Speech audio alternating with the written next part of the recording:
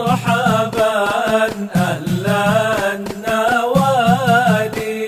السلام عليكم ورحمة الله وبركاته.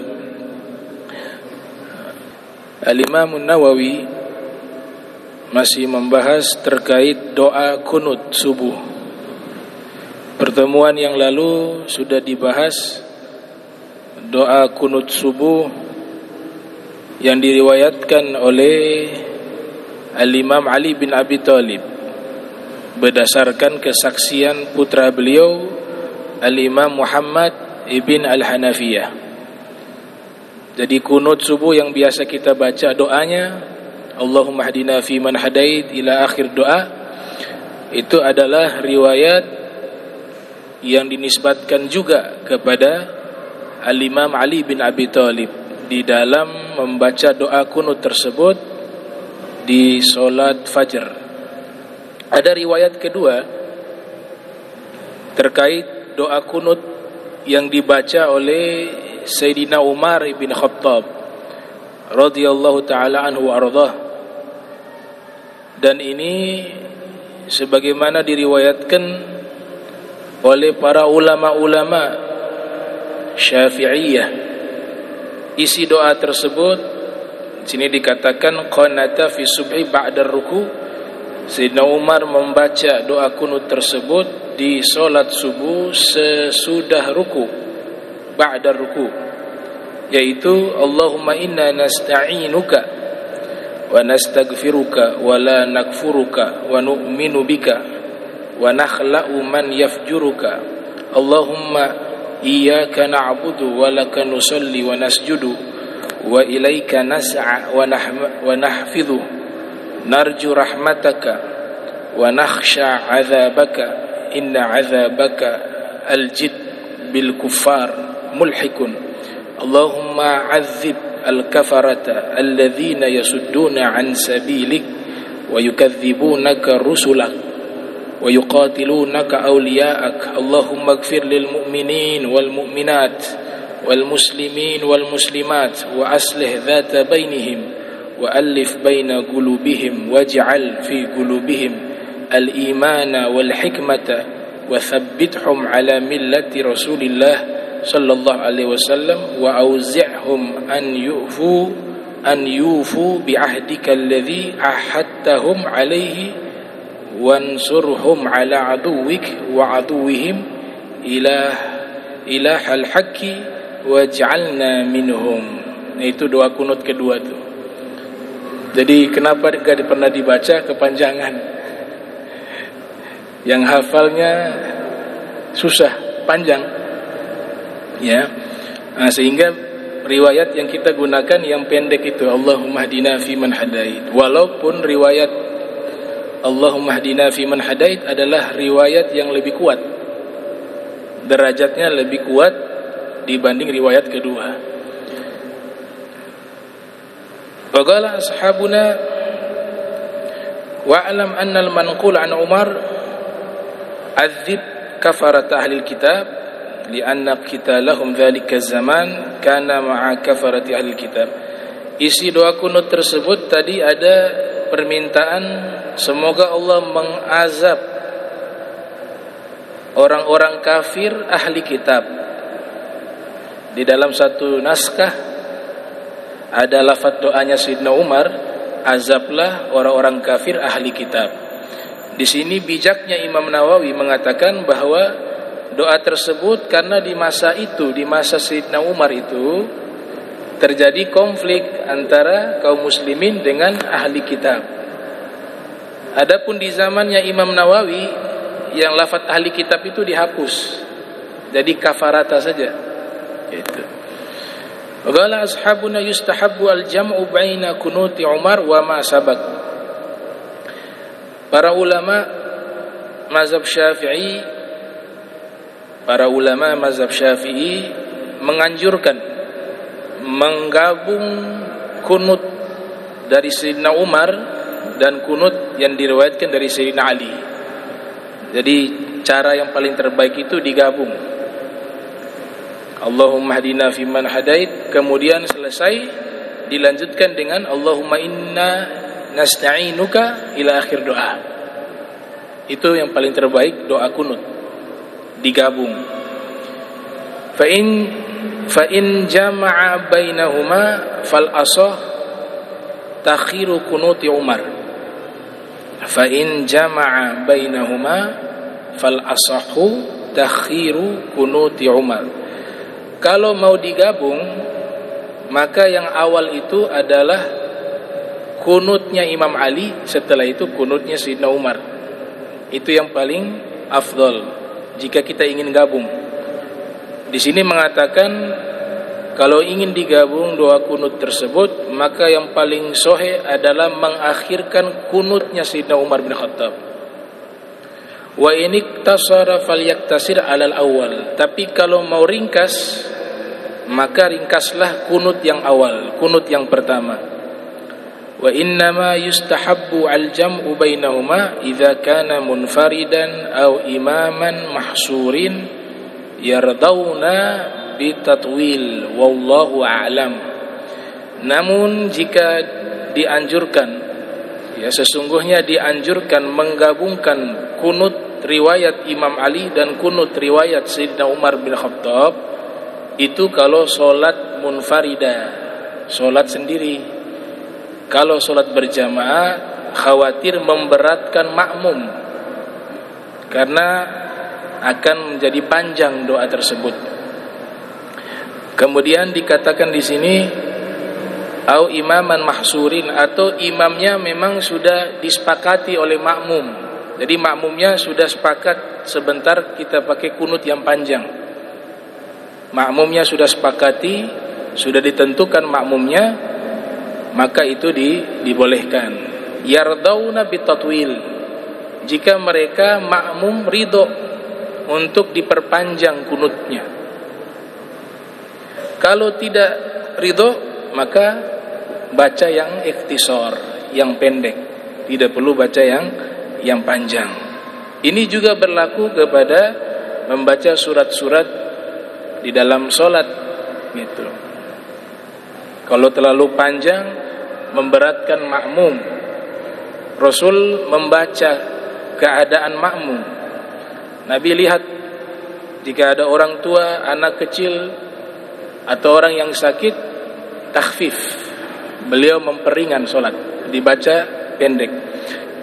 Tapi kalau beliau lihat yang hadir, terutama sholat isya, di awal-awal itu Nabi mengakhirkan sholat isya hingga waktu tengah malam. Yang bertahan hadir di masjid orang-orang yang sudah siap sholatnya lama, Nabi bacanya panjang. Jadi kondisional gitu, kondisional. Wa'lam anna al-kunuta la yata'ayyanu fi du'a'un 'ala al-madhhab al-mukhtar, fa ayyu du'ain da'a bihi hasal al-kunut. Ketahuilah bahwa kunut itu, doa kunut itu tidak ditentukan doanya berdasarkan mazhab yang dipilih. Maka setiap doa yang kita panjatkan itu sudah disebut dengan kunut. Jadi kalau kita baca tidak harus doa-doa tadi. Yang namanya doa dalam satu pendapat mazhab yang dipilih, itu doa apapun selama isinya itu baik bisa menggantikan doa kunut tersebut. Ini alal madhhabil mukhtar, berdasarkan mazhab yang dipilih. Walau qanata bi ayatin aw ayatin minal Qur'anil aziz wa hiya mushtamilatun 'ala du'a hasal al kunut. Seandainya dia berkunut dengan membaca satu ayat Al-Qur'an atau beberapa ayat dari Al-Qur'anul Aziz yang di situ ada mencakup doa, isinya itu mencakup doa, maka itu pun sudah disebut kunut. Contoh misalnya kita kunut subuh, Rabbana fil lana wa li ikhwanina alladzina sabaquna bil iman wa la taj'al fi qulubina ghillal ladzina amanu innaka raufur rahim. Itu kan doa dalam Al-Qur'an. Tapi bentuknya doa. Itu sudah bisa disebut kunut dalam satu pendapat. Walakin al-afdal ma ja'at bihi as-sunnatu. Akan tetapi yang lebih afdal doa yang diriwayatkan dalam hadis tersebut. Ya, sekali lagi, kalau hukumnya boleh kita baca doa apapun boleh di dalam kunut. Tapi Imam Nawawi mengatakan tapi yang paling afdal doa yang ada riwayat dari sunnah Nabi sallallahu alaihi wasallam, yaitu dua tadi. Nisbah ila Sayyidina Ali bin Abi Thalib, Allahumma hdina fi man hadait, ini yang paling tertinggi. Kemudian yang kedua, Allahumma inna nasta'inuka, ila akhir doa.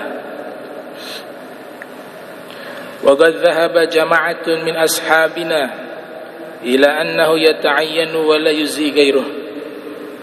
Wa qad dhahaba jama'atun min ashabina ila annahu yata'ayyanu. Ya, berpendapat sekelompok ulama dari kami bahwa menentukan dan membaca doa selain yang diriwayatkan tadi dikatakan tidak dianggap kunut. Jadi ada dua pendapat. Pendapat pertama, doa apapun selama namanya doa disebut kunut, bisa digunakan di dalam sholat subuh. Tapi pendapat kedua mengatakan tidak boleh kecuali doa yang memang sudah diriwayatkan di dalam kunut. Wa'lam annahu yustahabbu idza kana al-musalli ya imaman an yaqula Allahumma hdina bilafdil jam'i wa kadzalika baqi walau qala ihdini walau qala ihdini hasal al-qunut wa kana makruha li'annahu yukrahu lil imam takhsisu nafsihi bid-du'a. Ketahuilah bahwa disunnahkan bagi orang yang salat menjadi imam. Ketika dia membaca doa kunut, maka dia gunakan lafaz jama'. Lafaz jama' artinya di situ kami. Karena kita salat berjamaah, ada imam, ada makmum. Maka jangan menggunakan lafaz mutakallim. Lafaz ihdini, Allahumma hdini fi man hadait. Dia posisinya imam, sedangkan di belakangnya ada makmum. Berarti dia berdoa hanya kepada dirinya. Yang di belakang tidak didoakan, makmumnya tidak didoakan. Sehingga dikatakan di sini harus menggunakan lafaz jama', plural. Kami. Allahumma hdina. Ya Allah, berikanlah petunjuk kepada kami. Jangan dibaca Allahumma hdini. Ya Allah, berikanlah petunjuk kepadaku. Ya. Imam Nawawi mengatakan wa kadzalikal bagi walau qala ihdini hasal qunut. Sekalipun hal itu sah disebut sebagai kunut. Cuman hukumnya menjadi makruh, sesuatu yang tidak baik.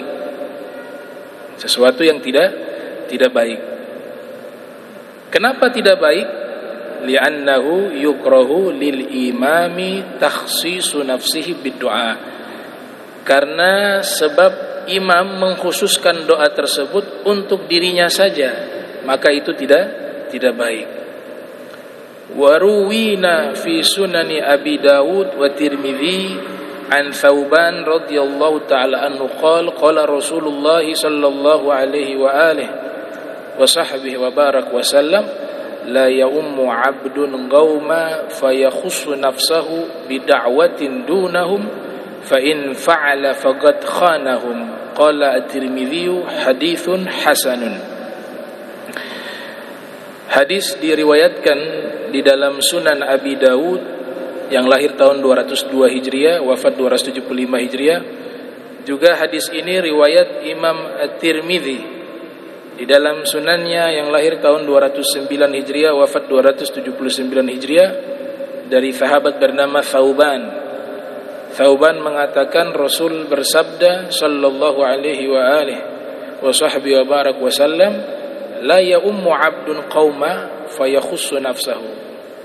Tidak boleh seseorang hamba menjadi imam bagi satu kaum, kemudian dia mengkhususkan doa hanya kepada dirinya. yang lain tidak didoakan. Dunahum, selain daripada mereka, artinya para makmum tidak didoakan. Dia hanya mengkhususkan doa untuk dirinya. Maksudnya di sini dari sisi lafaz, semuanya pakai kata aku. Rabbighfirli warhamni, ya Allah ampunilah aku. Padahal dia lagi mimpin doa, di hadapan dia ada jamaah. Harusnya Rabbighfir lana warhamna, ya Allah ampunilah aku, rahmatilah aku. Nah, di sini pentingnya belajar bahasa Arab. Sudah kalau orang awam al-ami la madhhabalahu, al-ami la madhhabalahu. Orang awam tidak ada madhab. Mau tahu di mana hi sama hu? Jenazahnya perempuan, karena tidak belajar bahasa Arab atau tidak mengetahui, minimal tahu sedikitlah masalah domir. Kalau perempuan jangan pakai hu. Allahumma ighfir lahu warhamhu wa'afi, ini perempuan, pakainya ha. Allahumma ighfir laha warhamha, gitu. Kemudian nanti dalam bahasa ada muzakkar, ada muannas. Difikir semuanya begitu. Ada muzakkar, ada muannas. Tahu pengetahuannya kalau muannas tambah ta di belakang deh. Akhirnya al-fatihah ila ruhatin atau al-fatihah ila ruha. Itu keliru. Kata ruh tidak ada muannas. Ruh itu gendernya sudah termasuk laki dan perempuan. Tidak perlu tambah huruf ta di belakang. Baik kepada jenazah perempuan maupun laki-laki tetap menggunakan kata ruh. Tidak perlu ruha. Ruha tidak perlu. Kalau yang meninggalnya banyak orang, kita sholat jenazah ternyata jenazahnya lebih dari 3, maka ganti juga kata gantinya. Allahumma ighfir lahum warhamhum wa'afihi wa'fu anhum wa'afihim wa'fu anhum, dan seterusnya. Jadi dia berlaku di sini hukumnya makruh. Sekali lagi ya, hukumnya makruh mendoakan dirinya sendiri sedangkan di hadapannya ada jamaah, ada sekelompok kaum muslimin. Dan fadilah berdoa secara berjamaah arja lil istijab. Kita doa sendiri dengan doa secara berjamaah, para ulama mengatakan doa secara berjamaah harapan diijabah lebih besar dibanding doa dalam keadaan sendiri. Ada riwayat Rasul sallallahu alaihi wasallam bersabda, "Ma min muslimin yad'u wa yu'minu ba'dhum illa istajaballahu du'aahum." Tidaklah seorang muslim berdoa kemudian sebagian lainnya mengaminkan doanya. Berarti ada banyak orang tuh. Yang satunya berdoa, yang sebagian mengaminkan.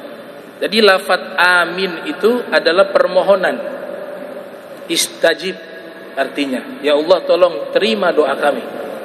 Tidaklah seorang muslim dia berdoa dan sebagian dari kaum muslimin mengaminkan doanya. Illa stajaballahu du'aahum, terkecuali Allah ijabah doa mereka. Kalau memperdalam ilmu balaghah, ilmu sastra Arab, di dalam satu fan namanya ilmul balaghah, kalau ada huruf nafi di awal dan setelahnya ada istithna. Nafi itu kata ma, tidak.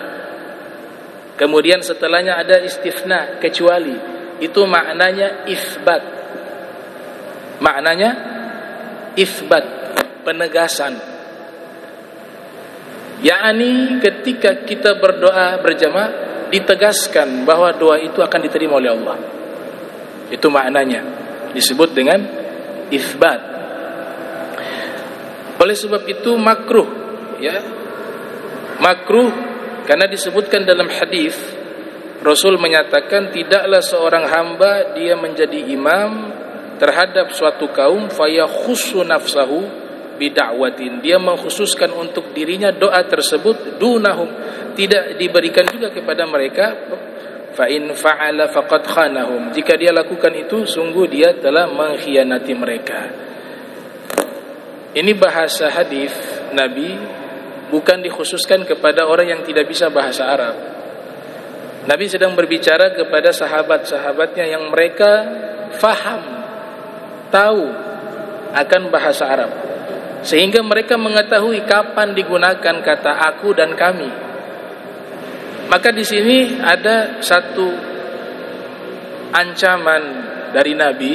Nabi katakan, kalau sudah faham cara berdoa atau faham bahasa Arab, kemudian berdoa secara berjamaah, tapi dia sengaja tidak menggunakan kata kami untuk juga melibatkan jamaah dalam doanya, maka orang ini dianggap telah berkhianat.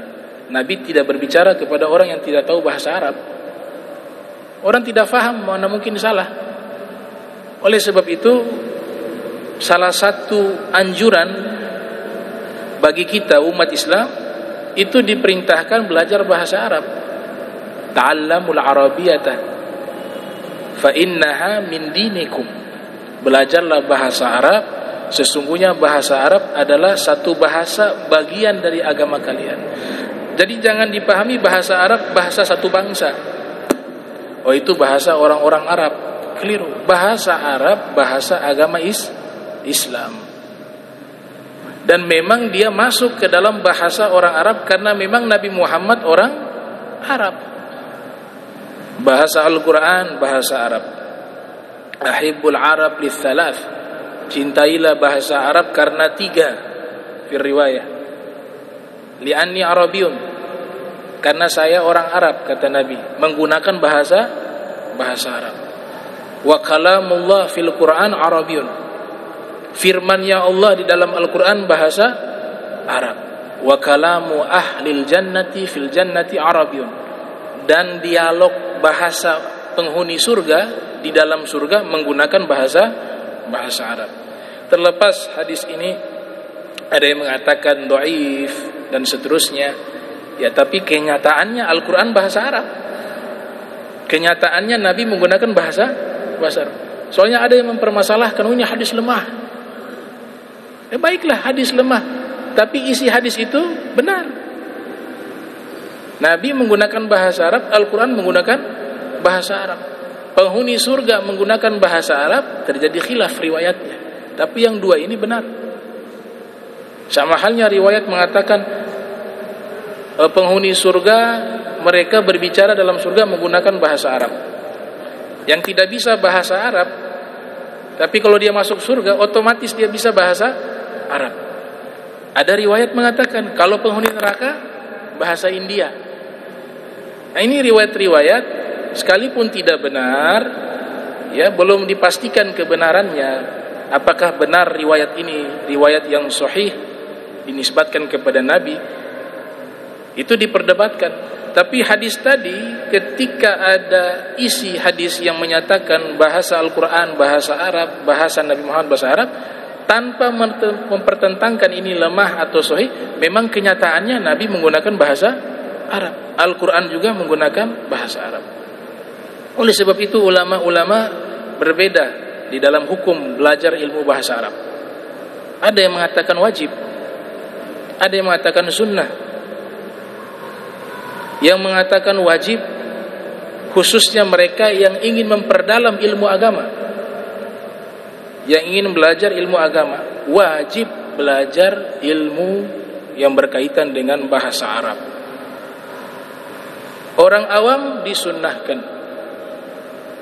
Kalau ulama tafsir wajib, karena dia berurusan dengan firman Allah menggunakan bahasa Arab. Ulama hadis wajib, karena dia sedang mempelajari hadis Nabi yang isinya menggunakan bahasa Arab. Sehingga dikatakan oleh Imam Suyuti, innaha muhtajun ilaiha jami'ul ulum. Innaha muhtajun ilaiha jami'ul ulum. Sesungguhnya bahasa Arab itu dibutuhkan oleh seluruh ilmu agama. Ilmu agama semuanya butuh kepada bahasa Arab. Baik ilmu akidah, baik ilmu fikih, baik ilmu tasawuf, baik ilmu tafsir, baik ilmu hadis, dan lain sebagainya, dia akan kembali kepada ilmu bahasa Arab. Abdullah bin Mubarak yang lahir tahun 118 Hijriah, wafat 181 Hijriah, beliau mengatakan, innama la yuqbal ar-rajulu binaw'in min hadhihi al-ulum ma lam yuzayyin nafsahu bil arabiyah.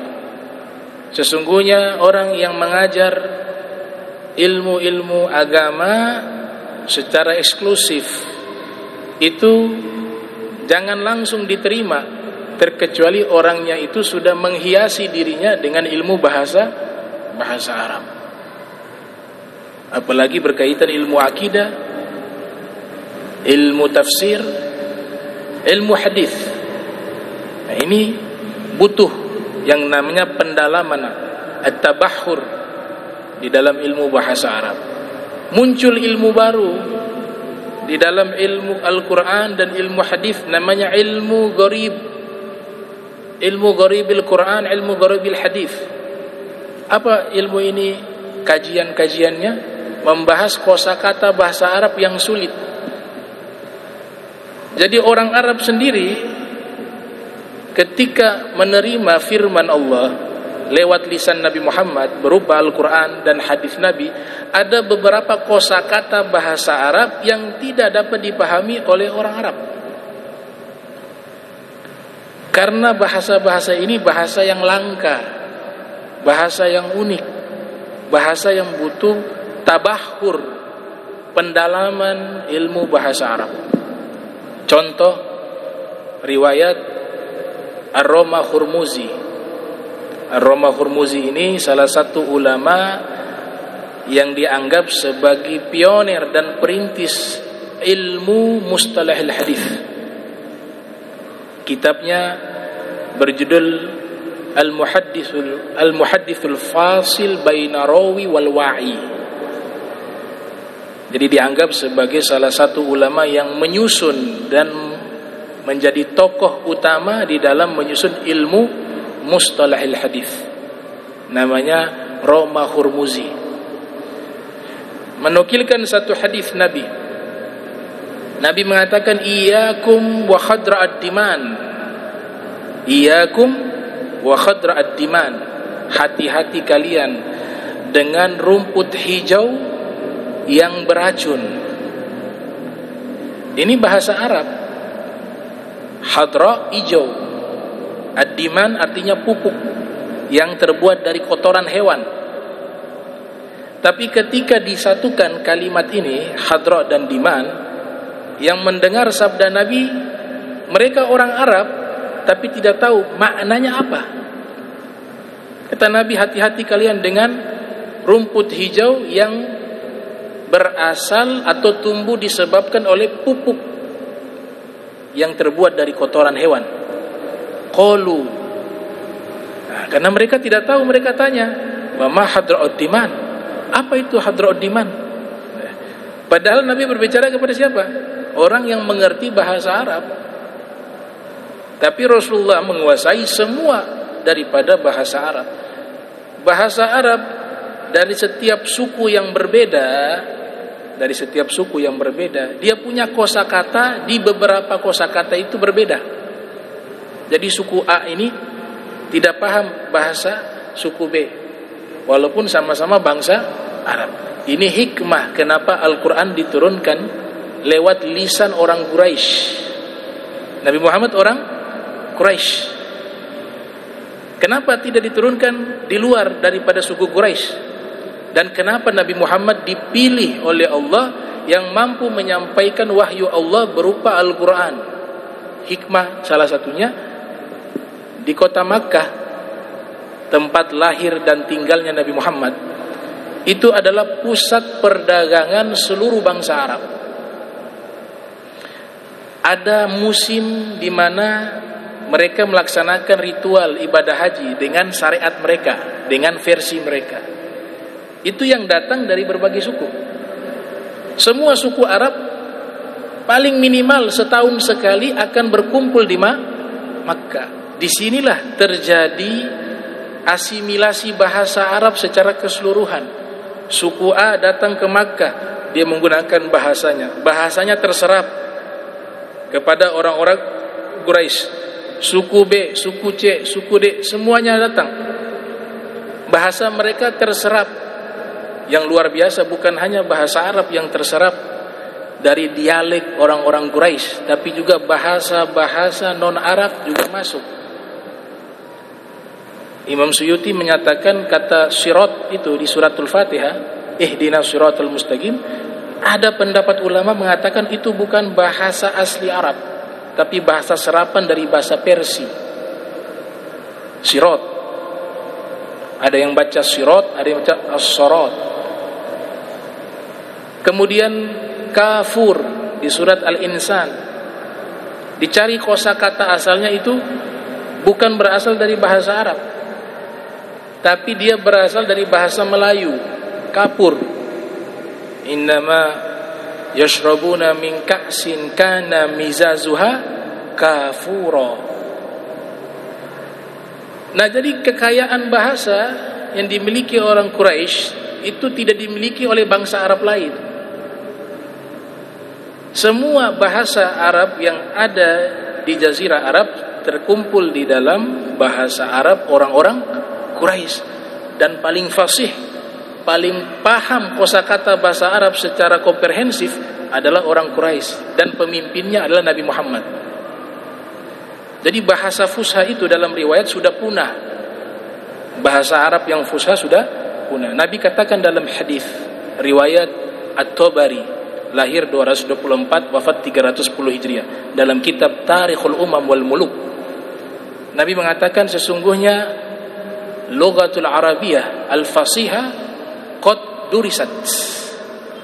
Sesungguhnya bahasa Arab yang fasih sudah punah.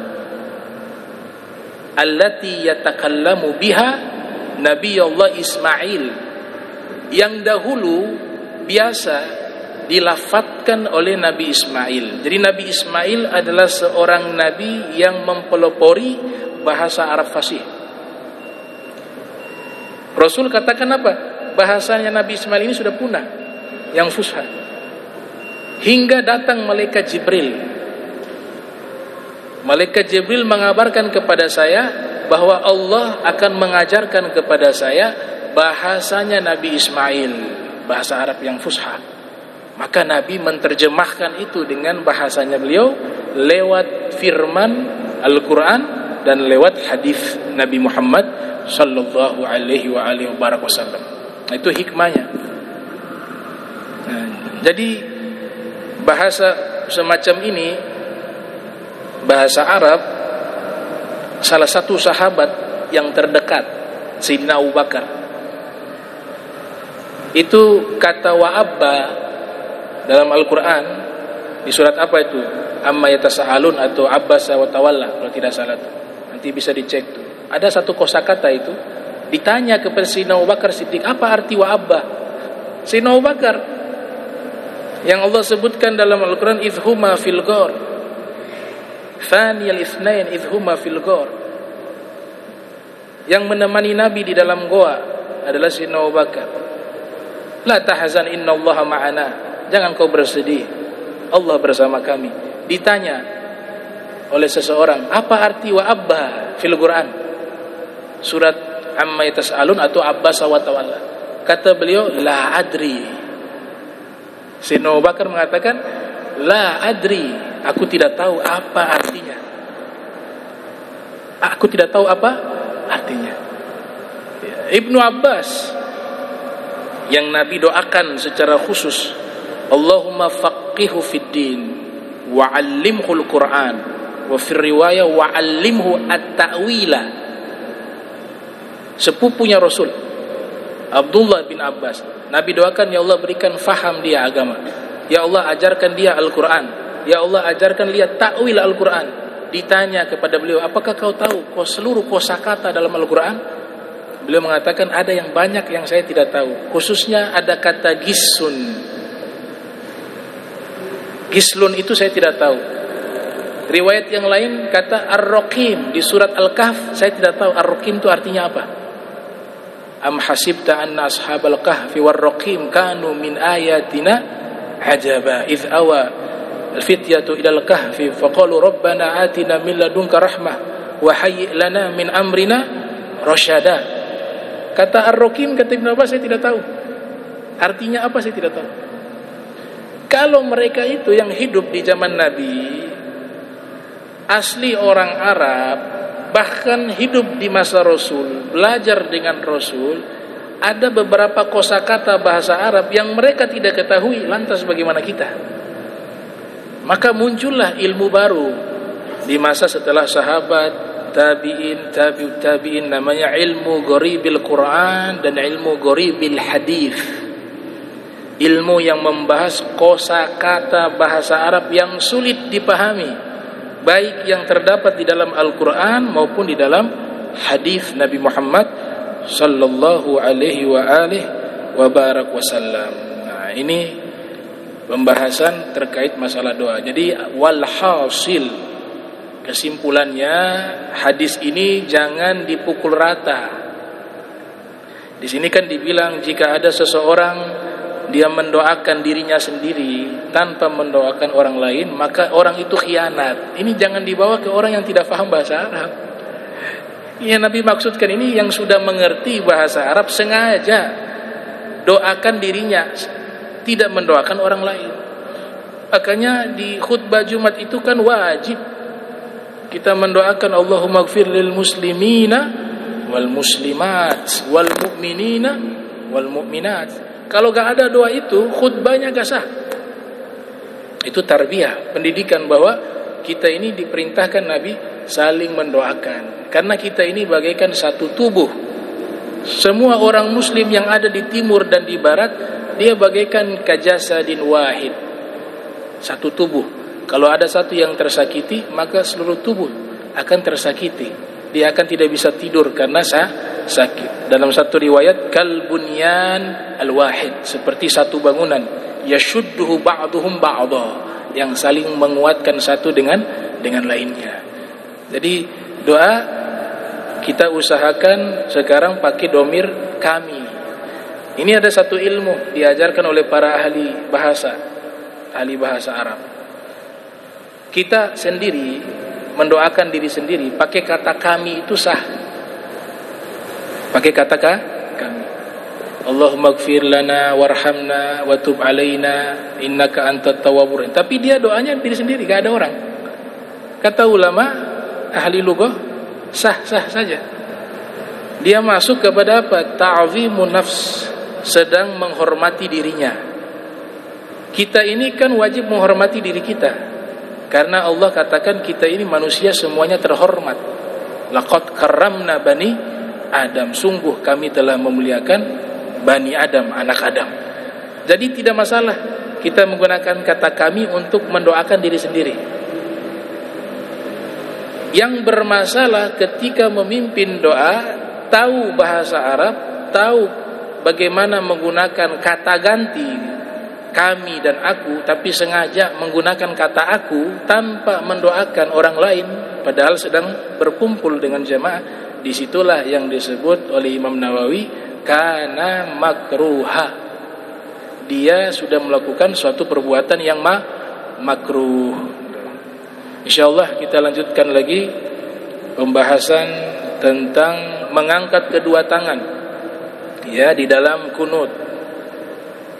Di sini pembahasan yang menarik sekali ya. Menarik sekali karena sunnah memang habis ngangkat kedua tangan doa ngusap muka. Nah, tapi ketika di kunut terjadi khilaf. Ya. Ngusap muka itu sunnah. Nih, tangannya begini nih. Dia mengarah ke kiblat doa, kata Ibn Hajar Haytami wal Asqalani. Kiblat doa as-sama. Kiblatnya doa adalah langit. Wa kiblatul musallin al-Ka'bah. Kiblatnya orang salat ke Ka'bah. Tapi bukan keberadaan Tuhan di situ. Dijadikan kiblat saja, arah kita berdoa, arah kita salat. Arah kita salat Ka'bah. Tapi bukan kita menyembah Ka'bah. Arah kiblat doa adalah as-sama, langit. Nanti habis itu masaha wajhahu, selesai dia doa, dia usap wajahnya. Apa hikmahnya? Tabarrukan. Kita lagi doa, ketika doa itu rahmat Allah turunkan, sehingga terkena kedua tangan kita.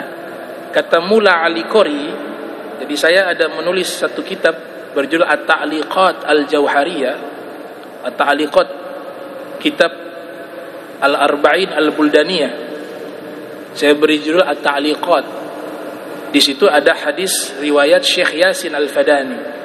Saya kutip salah satu penjelasan dari ulama besar Afghanistan bernama Syekh Mula Ali Qori, murid dari Ibn Hajar Al-Haytami, yang mengatakan salah satu hikmah mengusap wajah ketika selesai berdoa, karena ketika kita berdoa Allah turunkan rahmat kepada kita, dan yang paling banyak menampung rahmatnya Allah kedua tangan. Makanya ini isyarat tampungan rahmatnya. Karena itu rahmat tertampung di kedua tangan kita, kita kasih keberkahan ini ke wajah, maka diusap wajah kita. Nah, itu salah satu hikmah dari cara berdoa. InsyaAllah kita lanjutkan penjelasan lebih spesifik lagi di pertemuan berikut terkait masalah tersebut. Allahumma jam'ana hadza jam'a marhuma wa tafarraqana ba'di tafarruqan ma'suma wa la taj'al minna wa la minna syakilan mahruma. Subhanaka bihamdika asyhadu an la ilaha illa anta astaghfiruka wa atubu ilaik. Wa sallallahu sayyidina Muhammadin wa ala alihi wa sahbihi wa barik wasallam wa lafu minkum. Wassalamu alaikum warahmatullahi wabarakatuh.